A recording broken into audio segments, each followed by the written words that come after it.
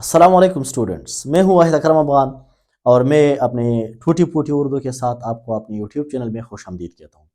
आज का जो मेरा लेक्चर है वो है लाइट रिएक्शन। अब लाइट रिएक्शन जो है वो बायोएनर्जेटिक चैप्टर का तीसरा टॉपिक है। लाइट रिएक्शन में हम क्या डिस्कस करेंगे, इसमें क्या होता है और इसको हम लाइट रिएक्शन क्यों कहते हैं, इस पर बात करेंगे। सबसे पहले हम फोटोसिंथेसिस की तरफ आते हैं कि फोटोसिंथेसिस क्या चीज़ है। फोटोसिंथेसिस बेसिकली एक केमिकल प्रोसेस है पौधों में, और इस फोटोसिंथेसिस में हमारे पास क्या बनता है, ग्लूकोज बनता है। अब ग्लूकोज बनाने के लिए दो स्टेप्स होते हैं। एक स्टेप का नाम हमारे पास क्या है, लाइट रिएक्शन है, और दूसरे का नाम क्या है, डार्क रिएक्शन। लेकिन ये दो स्टेप्स होते कहां पर है? ये दोनों स्टेप जो है ये पत्ते के अंदर जो क्लोरोप्लास्ट होता है वहां पर होते हैं। लेकिन लाइट रिएक्शन के लिए एक अलग जगह है और डार्क रिएक्शन के लिए एक अलग जगह है। जो लाइट रिएक्शन के लिए खास जगह है, जो इसका घर है, वो क्या है, ग्रेनम, और ग्रेनम में टेलाकाइड। और डार्क रिएक्शन के लिए कौन सी जगह है, यहां स्ट्रोमा। तो यहां पर मैंने एक टेलाकाइड जो है वो मैंने ब्रॉड करके लिखा है। ये इस टेलाकाइड का ऊपर वाला मेम्ब्रेन है, ये नीचे वाला मेम्ब्रेन है। ये सेल मेम्ब्रेन की तरह होता है, लिपिड बाइलेयर होते हैं, कुछ प्रोटीन मॉलिक्यूल्स होते हैं। अब ये ऊपर वाला मेम्ब्रेन जो है वो मैंने कुछ जरा सा ब्रॉड करके लिखा है एक्सप्लेनेटरी पर्पस के लिए। अब यहां पर इस मेम्ब्रेन में हमारे पास इस मेम्ब्रेन के जो कंपोनेंट्स है वो क्या है, इस मेम्ब्रेन की जो कंपोनेंट्स है वो हमारे पास है फोटोसिस्टम्स। अब इस फोटो हम क्यों कहते हैं फोटोसिस्टम? फोटोसिस्टम हम इसलिए कहते हैं, फोटो का मतलब क्या है, लाइट। सिस्टम का मतलब यह है कि यहां पर कई सारे जो है लाइट एब्जॉर्ब करने के लिए बहुत सारे पिगमेंट्स जो है वो पड़े हुए हैं। तो ये सिस्टम एक ये वाला सिस्टम है और दूसरा ये वाला सिस्टम है। अब इस सिस्टम का जो नाम है, जो पहले है वो फोटो सिस्टम क्या है 2, और जो दूसरे वाला है वो क्या है, फोटो सिस्टम 1। अब नाम जो फोटो सिस्टम 1 और फोटो सिस्टम 2 होना तो ये चाहिए था कि यहां पर हमारे पास फोटो सिस्टम 1 है तो ये हम इधर लिखते और इसको इधर लिखते, लेकिन ऐसा नहीं है। ये डिस्कवरी की वजह से ये नाम जो है साइंटिस्ट ने दिए है, फोटो सिस्टम 1 और फोटो सिस्टम 2। लेकिन काम में सबसे पहले जो है ये वाला है, ये वाला सबसे पहले काम करता है। अब इसको हम फोटो सिस्टम क्यों कहते हैं? फोटो सिस्टम हम इसलिए कहते हैं क्योंकि अगर आप देखें तो यहां पर मैंने रेड लाइट से और ब्लू लाइट से ये कलर्स ड्रा किए हैं, और सेंटर में मैंने यहां पर ए लिखा है। तो इसका मतलब क्या है, ये जो है सेंट्रल में ये भी क्लोरोफिल ए है फोटो सिस्टम 2 में, और यहां पर भी क्या है, क्लोरोफिल ए है, दोनों क्लोरोफिल ए है। इस क्लोरोफिल ए के कुछ दोस्त हैं और वो दोस्त जो है वो इधर इसके इर्द गिर्द पड़े हुए हैं, यहां पर भी इर्द गिर्द पड़े हुए हैं। अब क्लोरोफिल ए के दोस्त कौन है? क्लोरोफिल ए के जो दोस्त है, सबसे जो क्लोरोफिल ए का जो सबसे अच्छा दोस्त है वो क्लोरोफिल हमारे पास क्या है, बी। तो ये हमारे पास जो ब्लू कलर में मैंने ड्रा किया, ये हमारे पास क्या है, क्लोरोफिल बी। और ये हमारे पास जो रेड लाइट में मैंने रेड कलर में मैंने ड्रा की है, ये हमारे पास है कैरोटीनाइड्स। ये हमारे पास क्या है, कैरोटीनाइड्स। तो ये क्लोरोफिल की, यहां पर जिंथोफिल भी होते हैं।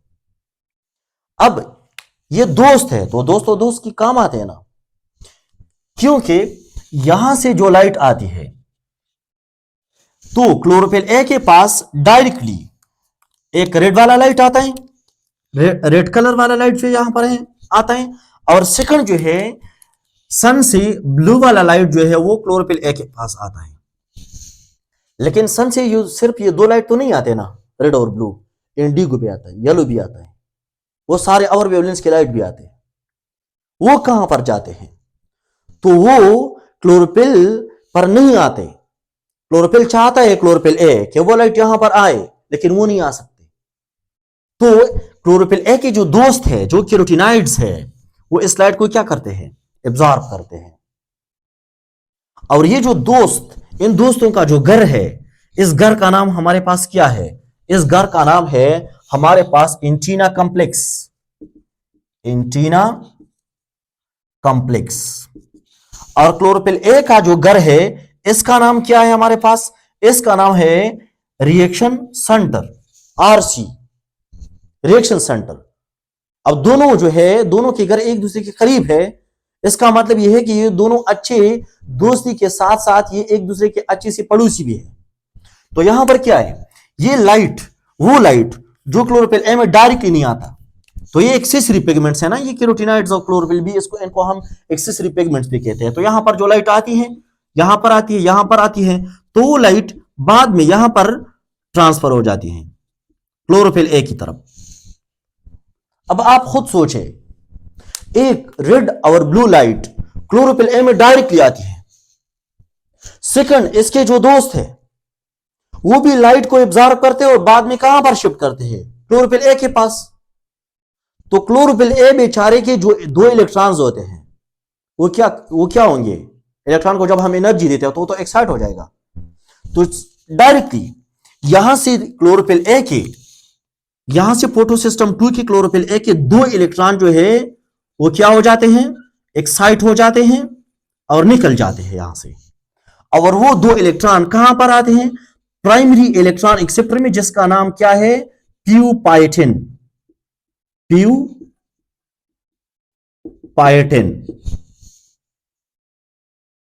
अब ये जो दो इलेक्ट्रॉन यहां पर आते हैं तो यहां पर 2 इलेक्ट्रॉन की कमी आ जाती है। अब 2 इलेक्ट्रॉन की कमी जब आती है तो यहां पर हमारे पास क्या है, H2O। हम गीले कपड़े को धूप में रखते हैं ना, इसलिए कि वहां पर वाटर की ब्रेकडाउन हो जाती है और वाटर जो है वो इवापोरेट हो जाती है ऊपर। तो यहां पर भी ऐसा ही है, यहां पर हमारे पास वाटर के मॉलिक्यूल है, लाइट यहां पर भी आती है, यहां पर भी आती है, यहां से इलेक्ट्रॉन को क्या करते हैं, रिलीज करते हैं, और यहां पर वाटर के मॉलिक्यूल को क्या करते हैं, ब्रेकडाउन करते हैं। तो जब वाटर मॉलिक्यूल के ब्रेकडाउन करते हैं यहां पर, तो हमारे पास जो है एक ऑक्सीजन की मॉलिक्यूल जो है वो बन जाती है और यहां पर 2 प्रोटॉन बनते हैं, हाइड्रोजन आयन। लेकिन यहां पर जो 2 इलेक्ट्रॉन रिलीज हो जाते हैं वो कहां पर जाते हैं, वो 2 इलेक्ट्रॉन यहां पर इसकी जो इलेक्ट्रॉन की जो कमी है वो पूरा करते हैं। अब नेक्स्ट, यहां पे 2 इलेक्ट्रॉन आए हैं, ये 2 इलेक्ट्रॉन यहां पर शिफ्ट हो जाते हैं प्लास्टो क्विनोन की तरफ। अब जो प्लास्टो क्विनोन है ये क्या है, इसने ऊपर हाथ, इस तरह ऊपर हाथ को ऊपर किया है। अब यहां पर इसने ये जो हाथ ऊपर किया है, ये क्यों किया है, ये एक अलग स्टोरी है, ड्रामा चल रहा है इधर, ये मैं एक्सप्लेन करूंगा। लेकिन ये इलेक्ट्रॉन जब यहां आते हैं तो ये डायरेक्टली इलेक्ट्रॉन को कहां पर शिफ्ट करते हैं, साइटोक्रोम बी और एफ में। पहले साइटोक्रोम बी में, बाद में साइटोक्रोम एफ में। अब साइटोक्रोम एफ में जब इलेक्ट्रॉन जाते हैं तो साइटोक्रोम एफ जो है वो इन इलेक्ट्रॉन्स को क्या करते हैं, शिफ्ट करते हैं प्लास्टोसाइनिन में। और प्लास्टोसाइनिन ये 2 इलेक्ट्रॉन शिफ्ट करते हैं कहां पर, फोटोसिस्टम 1 में। फोटोसिस्टम 1 में जब इलेक्ट्रॉन आती है तो यहां तो इलेक्ट्रॉन जो है वो इंक्रीज हो जाएगा। तो इलेक्ट्रॉन की इंक्रीज की वजह से यहां पर रिएक्शन जो है वो इम्बैलेंस हो सकता है, लेकिन ऐसा नहीं हो सकता। क्यों, क्योंकि अगर लाइट यहां पर आती है तो इसका मतलब यह है कि यह लाइट यहां पर भी आती होगी, तो यहां से लाइट जो है वो डेफिनेटली 2 इलेक्ट्रॉन को यहां से भी रिलीज करता है।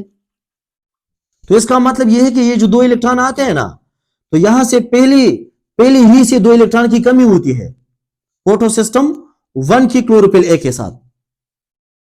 अब यहां पर ये जो 2 इलेक्ट्रॉन आते हैं तो क्लोरोफिल फोटोसिस्टम 1 की जो क्लोरोफिल ए है वो अपनी कमी जो है वो पूरा करता है, कहां से, क्लोरोफिल ए की मॉलिक्यूल से। किसकी क्लोरोफिल ए की मॉलिक्यूल से, फोटोसिस्टम 2 की क्लोरोफिल से।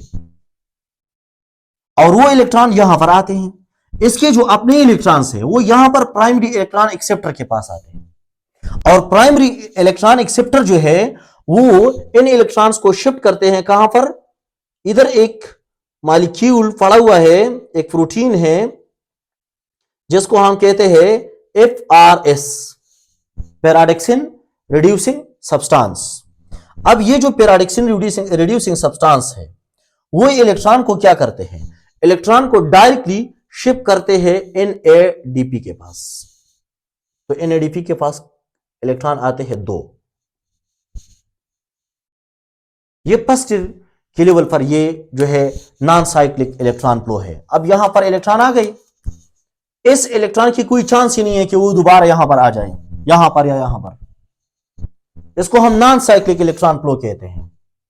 लेकिन जो इसका फायदा है इस रिएक्शन का, वो क्या है, वो ये है कि ये जो इलेक्ट्रॉन यहां से जा रहे हैं यहां तक, तो ये थक जाते हैं, ये इलेक्ट्रॉन थक जाते हैं। और इस इलेक्ट्रॉन की जो एनर्जी है जो ये रिलीज करते हैं, इसी वजह से तो ये थक जाता है इलेक्ट्रॉन। तो यहां पर एटीपी बनते हैं। एटीपी किस तरह बनते हैं, यहां पर पहले एडीपी के मॉलिक्यूल होते हैं, इन एडीपी के मॉलिक्यूल्स को एनर्जी चाहिए होती है। यहां पर इलेक्ट्रॉन की जो है वो इनऑर्गेनिक फॉस्फेट भी होता है। वो इनऑर्गेनिक फॉस्फेट और एडीपी इंतजार में होते हैं कि हमें एनर्जी की जरूरत है, हमने मिलना है। तो कौन एनर्जी प्रोवाइड करता है इधर, ये इलेक्ट्रॉन की जो फ्लो है ये एनर्जी प्रोवाइड करता है। किसको, एडीपी को और फॉस्फेट को, वो एटीपी बनाता है। लेकिन ये एटीपी ये हमारे पास काफी नहीं है, नॉट इनफ। ये जो पूरा ड्रामा चल रहा है, क्यों चल रहा है, इसका एक जो मेन जो मकसद है वो ये है कि अगर आप यहां पर देखें तो यहां पर हमारे पास क्या है, हाइड्रोजन आयन है। अब देखिए ये वाला जो रीजन है, ये इसको मैं मिटाऊंगा,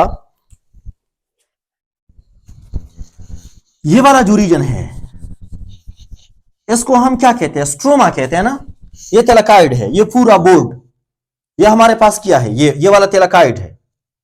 और ये जो है हमारे पास ये कौन सी रीजन है, ये हमारे पास है स्ट्रोमा। ये भी स्ट्रोमा है, यहां पर भी स्ट्रोमा है, यहां पर भी स्ट्रोमा है, इधर भी स्ट्रोमा है। इर्द गिर्द क्या है, ये स्ट्रोमा है ना। और स्ट्रोमा के अंदर क्या है, ये तेलाकाइड है स्ट्रोमा के अंदर। तो याद रखे मैंने यहां पर क्या कहा था कि स्ट्रोमा के अंदर क्या होते हैं, NADP होते हैं। और इसके अलावा यहां पर क्या होते हैं, प्रोटॉन होते हैं। तो यहां पर ये जो प्रोटॉन है ये यहां पर पड़े होते हैं इस तरह। अब इस बंदी ने जो हाथ ऊपर किया है ना, ये बहुत चालाक बंदा है, बहुत चालाक बंदा है। इस रिएक्शन का मकसद यह है कि हमने यहां से जो प्रोटॉन है स्ट्रोमा में, यहां से कम करने हैं, कहां पर लाने हैं, तेलाकाइड की इंटरनल जो ल्यूमिन है यहां पर लेकर आने हैं, इधर से तेलाकाइड के अंदर लाने हैं ये प्रोटॉन। तो किस तरह लाएंगे, यहां पर हमारे पास क्या है, प्लास्टोक्विनोन। ये इसने ये हाथ ऊपर किया है, ये यहां से इलेक्ट्रॉन को प्रोटॉन को पकड़कर किसके हवाले करते हैं, ये प्रोटॉन है, ये किसके हवाले करते हैं, साइटोक्रोम B8 को। और साइटोक्रोम B8 जो है ये इस तरह इलेक्ट्रॉन को यहां पर शिफ्ट करते हैं। तो यह इस तरह ये प्रोटॉन को शिफ्ट नहीं करते इधर, डायरेक्टली यहां पर शिफ्ट करता है ल्यूमेन में। कहां पर, ल्यूमेन में। तो आप खुद सोचे, यहां पर भी प्रोटॉन बन रहे हैं, यहां पर भी प्रोटॉन बन रहे हैं। कहां से आ रहे हैं, ऊपर से प्रोटॉन आ रहे हैं। और सेकंड हम यहां पर एक ग्रेडियंट बना रहे हैं, एक प्रोटॉन का जो कंसंट्रेशन जो ग्रेडियंट है हम वो बना रहे हैं। तो यहां पर हम प्रोटॉन की कंसंट्रेशन को क्या करते हैं, कम करते हैं किसी भी तरीके से। अगर हम यहां पर प्रोटॉन की कंसंट्रेशन को कम करते हैं तो हमारे पास दो ही रास्ते हैं। एक तो हम यहां से प्रोटॉन शिफ्ट करेंगे यहां पर ल्यूमेन में, और दूसरा हम यहां पर खुद अपना प्रोटॉन बनाएंगे वाटर से। तो फर्क बन जाएगा ना इधर, यहां से और यहां से। तो यहां पर जो हमारे पास NADP है, तो जो इलेक्ट्रॉन यहां पर आए हैं इसका फायदा क्या है, यहां से प्रोटॉन शिफ्ट हो जाते हैं और NADP को रिड्यूस करके क्या बनाते हैं, NADPH बनाते हैं। तो 3 तरीकों से जो है यहां पर प्रोटॉन जो है वो कम हो रहे हैं, 2 तरीकों से। नंबर 1, प्रोटॉन यहां से आ रहे हैं प्लास्टोक्विनोन के जरिए यहां पर। सेकंड एनएडीपी जो है वो यहां से प्रोटॉन अट्रैक्ट करके यहां से जो है वो एनएडीपीएच बनाते हैं। और सेकंड जो है, जो सबसे इंपॉर्टेंट है वो ये है क्या, फोटोलाइसिस ऑफ वाटर। वाटर की फोटोलाइसिस हो रही है, फोटोलाइसिस, वाटर की तोड़ फोड़ हो रही है। फायदा क्या है, प्रोटॉन दे रहे हैं। और एटमॉस्फेयर को क्या फायदा है, जो ऑक्सीजन हमें मिलती है वो वाटर से मिलती है।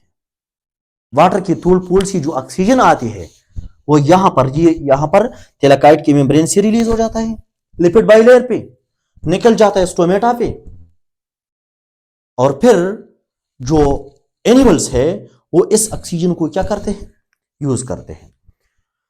अब देखिए यहां से फॉर एग्जांपल बहुत सारे प्रोटॉन जो है वो यहां पर आ रहे हैं, क्योंकि रिएक्शन तो कंटिन्यू है ना, बहुत सारे प्रोटॉन आ रहे हैं। और यहां से क्या हो रहे हैं, कम हो रहे हैं, उधर बहुत सारे क्या बन रहे हैं, एनएडीपीएच बन रहे हैं, प्रोटॉन नीचे आ रहे हैं, एक यहां पर भी प्रोटॉन बन रहे हैं। तो ये ल्यूमिन जो है ये बढ़ जाता है किससे, प्रोटॉन से। अब ग्रेडियंट बन रहा है ना। तो यहां पर एक हमारे पास एक प्रोटीन लगा हुआ है, इस प्रोटीन का नाम है एटीपीएस। क्या नाम है, एटीपीएस। जब ये देखता है कि यहां पर तो प्रोटॉन ज्यादा है और यहां पर स्ट्रोमा में प्रोटॉन क्या हो रहे हैं, कम हो रहे, यहां पर भी कम हो रहे, यहां पर भी कम हो रहे, तो ये इससे बर्दाश्त नहीं हो सकता। एक दरवाजा है, ये खुल जाता है और इस दरवाजे से ये प्रोटॉन जो है वो रश बनाकर बाहर की तरफ आ रहे हैं, प्रोटॉन इधर आ रहे हैं। जिस तरह हम किसी डैम के दरवाजे को खोलते हैं ना और पानी जो है वो तेजी के साथ आता है नीचे, तो इसी तरह ये भी है। अब ये रश बना के कहां से, ल्यूमेन से स्ट्रोमा की तरफ जाएंगे। तो जो स्ट्रोमा की तरफ जाएंगे, इस दरवाजे का नाम क्या है, चालाक दरवाजा है, इसका नाम क्या है, एटीपीएस। तो ये क्या करेगा इधर, ये इस प्रोटॉन की एनर्जी को इस्तेमाल करके यहां पर क्या बनाएगा, एडीपी से क्या बनाएगा, एटीपी। एडीपी के साथ जो है ये इनऑर्गेनिक फॉस्फेट को मिलाएगा और यहां पर क्या बनेगा, एटीपी। तो जो सबसे इंपॉर्टेंट एटीपी है वो ये वाला है, जो सबसे इंपॉर्टेंट एटीपी है वो क्या है, ये वाला। ये वाला जो एटीपी है ये भी इंपॉर्टेंट है, लेकिन इसका ज्यादातर काम जो है वो ये है कि वो जो हाइड्रोजन आयंस नीचे आते हैं इसमें मदद करते हैं, इसमें यूटिलाइज हो जाती है। लेकिन जो डार्क रिएक्शन के लिए जो बेसिक, जो सबसे अच्छी एटीपी है वो ये है, एनएफ एटीपी। ये एनएफ नहीं थी, मैंने कहा था ना ये एनएफ नहीं है, ये वाला एनएफ है। तो यहां पर इस रिएक्शन का, इस ड्रामे का, ये जो पूरा ड्रामा यहां तक चल गया, इसका मतलब क्या था, दो प्रोडक्ट्स। एक प्रोडक्ट हमारे पास क्या, NADPH, और सेकंड हमारे पास क्या, ATP। इन दो का हम क्या करेंगे, इन दोनों प्रोडक्ट्स को, जिस तरह मैंने पहले कहा था कि हमारे पास फोटोसिंथेसिस में हमारे पास क्या होता है, लाइट रिएक्शन होता है, बाद में क्या होता है, डार्क रिएक्शन होता है। तो लाइट रिएक्शन में जो एटीपी और एनएडीपीएच बनते हैं, इसके जरिए हम क्या करते हैं, डार्क रिएक्शन। तो इसका मतलब यह है कि डार्क रिएक्शन पॉसिबल ही नहीं है लाइट रिएक्शन के बगैर। तो इस NADPH और ATP के जरिए हम क्या करेंगे, डार्क रिएक्शन। ये बाद में हम डिस्कस करेंगे। लेकिन आप यहां पर देखिए, इसको अगर हम देखते हैं ना, तो ये इलेक्ट्रॉन इस तरफ जा रहे हैं, फिर इस तरफ जा रहे हैं और फिर ऊपर तरफ जा रहे हैं। तो ये एक क्या बना रहे हैं, इस तरह जेड का एक डायग्राम बना रहे हैं। इसलिए हम इस लाइट रिएक्शन को क्या कहते हैं, इस लाइट रिएक्शन को हम जेड स्कीम कहते हैं। क्या कहते हैं, जेड स्कीम।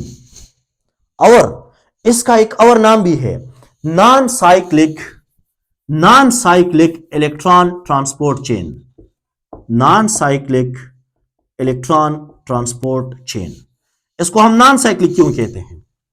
नॉन साइक्लिक इसलिए कहते हैं कि इलेक्ट्रॉन बेचारा यहां से जा रहा है, इधर यहां पर आता है, और फिर यहां के जो दो इलेक्ट्रॉन है वो इधर आ रहे हैं। कभी भी हमने ये नहीं कहा कि कोई इलेक्ट्रॉन जो है इसने वापस ही इख्तियार की हो और ये वाला रास्ते, इस वाले रास्ते से वो यहां पर आए हो या वो यहां पर आए हो। किसी भी फोटो सिस्टम में इलेक्ट्रॉन दोबारा नहीं आते, साइक्लिक इलेक्ट्रॉन ट्रांसपोर्ट चेन में आते हैं। साइक्लिक इलेक्ट्रॉन ट्रांसपोर्ट चेन क्या है वो मैं इंशाल्लाह कल वाले नेक्स्ट जो लेक्चर है हमारा उसमें हम डिस्कस करेंगे कि साइक्लिक क्या होता है। अब ये नॉन साइक्लिक है, तो एमसीक्यूज में ये आ सकता है कि non cyclic electron transport chain में हमारे पास जो लास्ट इलेक्ट्रॉन एक्सेप्टर होता है वो हमारे पास क्या है? NADP।